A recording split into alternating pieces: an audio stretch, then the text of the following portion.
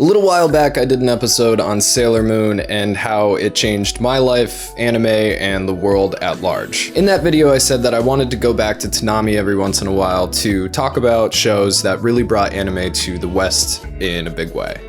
Welcome to it. Naturally, my first choice is Dragon Ball. However, when I sat down to write the script, I came to the realization that I didn't know what I could possibly say about Dragon Ball that hadn't been said before. There are channels that are years and years older than ours, and blogs that are years and years older than that have covered every aspect of Dragon Ball affluently and eloquently, and there's not much left to say. I love Dragon Ball, but so does everybody else, so what's an analyst to do in this situation? I don't want to just tread a beaten path, it's just not my style. So after a lot of time and a lot of research, I invite you to get a new perspective on Dragon Ball, its impact on culture and what it means to people, all people, its effect on not only anime but music, culture, television, and society, in a way that many of you have never thought about before, or it could be a way that you've always thought about it, but just nobody brought it to light. To expand their understanding of how a simple show or concept can reach people when they need it the most. It can bring liberation to people who have a much harder life than they deserve. So I present to you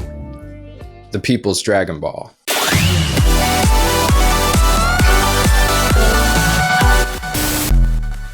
Let me take you back to a time not long before I came flying into this world full of piss and vinegar. Back to a simpler time before widespread internet access, cell phones, smart TVs, and Kim Kardashian.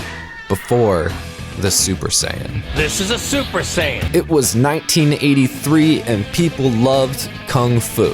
In the 70s, Kung Fu had become the new cool thing in America. We even made culturally insensitive disco songs about it. Everybody was Kung Fu fighting! And what's cool in America bleeds into the rest of the world because we are cultural conquistadors. Like, actual conquistadors. I don't know, whatever. Anyway, Bruce Lee, Jackie Chan, and I guess to a certain extent Chuck Norris had become legends in the world of Kung Fu, and by the 80s, martial arts films had experienced widespread success. The stars had become household names, especially in black communities. In the 80s, the low-income inner-city areas of places like New York held a huge diversity of immigrants and minorities, and they still do. But because martial arts flicks were made overseas, they were inexpensive and accessible to families on a budget. Bruce Lee in particular struck a chord with people of color in America, especially in the Bronx. Fist of Fury, Enter the Dragon, and Way of the Dragon showed a man of color boldly throwing off the shackles of oppression, proudly, strongly defying the stereotypes cast particularly on Asian Americans with his strength, charisma, and booty-kicking powers. Despite Lee obviously being Asian, his skillfulness and pride was empowering to young black children feeling the weight of a country that had not fulfilled all of its promises. The influence Kung Fu had on these kids would show itself in the Bronx in the early 80s inside the burgeoning hip-hop community, in the form of breakdancing. Yes, breakdancing was invented by black kung fu enthusiasts. Many moves and the concept of dance battles is an adoption of martial arts. Around the same time, on the opposite side of the world, a man named Akira Toriyama was working on a new manga which borrowed from an ancient Chinese story and modern kung fu movies. He would name this manga Dragon Ball. While finding initial success, it wasn't until the Tenkaichi Budokai Tournament arc, aka the World Martial Arts Tournament, that the manga became a smash hit. And as a manga, Dragon Ball is a single story including Z. It's the story of Son Goku becoming the world's strongest, and then his ongoing journey from there to the stars and back. It's one of the most influential and loved franchises of all time, but it took a long time for it to make it to the States. Now by the early 90s, hip-hop and rap had hit the mainstream, and I had hit the mortal coil. MTV was as big as it ever was, and for some reason the coolest thing in the world was ninjas. Everything was ninjas, man. Ninja Turtles, ninjas in Mortal Kombat, the Three Ninjas, Surf Ninjas. I don't know, it was all ninjas and sentai and violence and fighting. That was the world I came into, and I loved it. I loved the idea of kung fu being strong and having some kind of mildly supernatural reflexes and strength. It was like the Force, but people actually had it. I loved kung fu movies, and I just couldn't get enough of it. Now, what I didn't realize is that something was being taught to me with these films. Well, at least the good ones. Dynamite here. We'll throw it at him. Struggle and triumph, a similar thing that spoke to American minorities when inexpensive Hong Kong martial arts flicks started making their way overseas. I don't know what it's like to be black or Asian, but I do know what it's like to be poor and white, and even homeless. To feel different from the other white kids. Feeling different is a universally understood emotion. Everybody feels different from other people at some time in their life. It's the systemic differentiation which isn't universal. Kung fu films always show someone achieving their goals with their own two hands, and again, while I'll never know what it's like to not be me, the feeling of liberation through victory is something we can all universally empathize with, no matter who is being liberated. Freedom is a joyous thing, and ironically, Toriyama must have felt a similar discomfort as I do in this situation because he too was a fan of kung fu films, despite most of them being about the Chinese kicking the shit out of the Japanese. Toriyama's people were the oppressors of the Chinese in the 20th century. Relations over there have been strained off and on since World War II. It's a long story, but either way, he created a Japanese manga based off the Chinese countryside, a Chinese cultural novel, and Chinese martial arts films. And it became one of the most important pieces of media to hit pop culture in the past 40 years. Dragon Ball. Now, if you watched Dragon Ball Z first, don't feel bad, I did too. In America, we didn't have an option. Z was released in first run syndication, which is a televised minimal test run, in 1996, but was canceled in 98. Reruns were then posted to Toonami shortly after, and the world caught DBZ fever. The original Dragon Ball anime wasn't aired until 2001 after Z's success, minus a short first run syndication in 1995 that went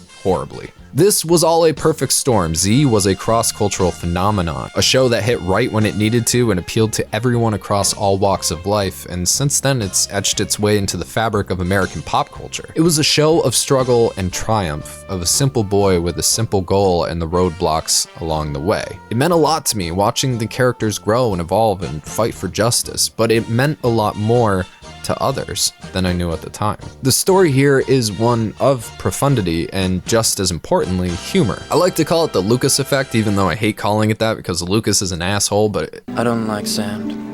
I know how to make movies. I went to film school. You understand. Like George Lucas in Star Wars, Toriyama used myth and legend as a basis for his story and characters. Dragon Ball is an odyssey, and within it, deep connections can be made to all people of all walks of life. And as most of you know by now, I'm a big music guy. I was always into punk. It was a style with a message that spoke to me deeply. Question everything and fight the power. But there's also another genre which carries the same message delivered in a different way, and that's hip-hop. While punk was a reaction to the chains of white conservatism, hip-hop was a reaction to black oppression. To me, they're two sides of the same coin, a way to express yourself, your feelings, your rage, or your discontent, the political injustice of the world, or your passions. And for members of both philosophies, kung fu and anime are often interwoven. I've said it before, and I'll say it again, anime is punk rock cartoons. But don't just take my word for it. Around the same year I was born, a group of New York rap artists joined together to form the hardcore hip-hop band, the Wu-Tang Clan, which I hear ain't nothing to fuck with. A man simply named the RZA became their de facto leader. The group, comprised of names you have definitely heard, Method Man, Old Dirty Bastard, Ghostface Killah,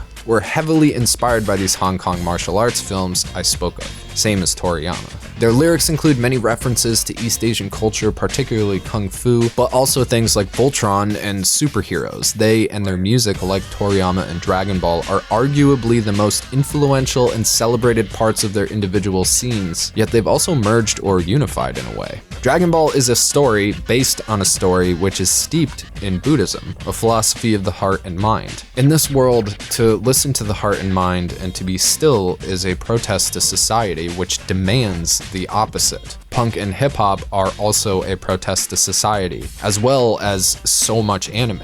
The path of Goku from child to strongest in the galaxy is one of enlightenment, the end goal of Buddhist practice, for Goku to find his purpose, to discover himself and become like God, in this case, God being the piece of the universe that is inside us all. I think the RZA said it best in his book, The Tao of Wu, and thankfully we have our friend NineOuh here to read his words for you guys. Take even a cartoon like Dragon Ball Z. I mean, it's a cartoon, but it's one of the deepest cartoons in history. Its hero, Son Goku, starts out as a kid and begins martial arts training like Sante. But it's also based on a 16th century Chinese folk novel about a Buddhist monk who travels to India to find the Buddhist sutras. That voyage represents a journey in enlightenment. But to me, Dragon Ball Z also represents the journey of the black man in America. You see it more clearly as the story goes. You learn that Son Goku is part of an ancient race called the Saiyans, who come from a distant planet and were known as the fiercest warriors in the galaxy. So Son Goku has superpowers, but he doesn't realize it. A head injury destroys his memory, robbed his knowledge of self. Then one day, he gets stressed beyond his limits and hulks out into his alter ego, Super Saiyan. He's a nigga with dreadlocks, get it? This kind of story comes up in world literature, even in the Bible. Abraham is told his seed will be lost for 400 years in a land not their own, not knowing who they are or where they're from. That's the story of the Jewish people, but it's also the story of the black man in America. So I say we are the Saiyans. I even use the name Goku as a tag when I write, and when my hair is in an afro, word up, I'm Super Saiyan. Over the years, I came to believe the basic lesson of mathematics is the same as that of Taoism, Buddhism, and every great spiritual path. It's that we all have the potential to become like God. Even Son Goku eventually learns how to develop chi on his own, to become Super Saiyan at will. And today, I believe we've all got a Saiyan inside us, because God is in each of us. That's what we're all trying to reach, through all the chambers of our lives. Now, what the RZA is explaining here is the universal nature of the story of Dragon Ball, the universal nature of humans, the art of Kung Fu, and some of that Buddhist philosophy. Again, the RZA speaking of God isn't to be taken literally. It's more like there's a spark in each of us that remains unfathomable. In a short lesson, try to describe yourself without mentioning the way you look, what you like, or what you do. That thing that you're now struggling to describe is the real you, or in the RZA's words, Super Saiyan. Word up.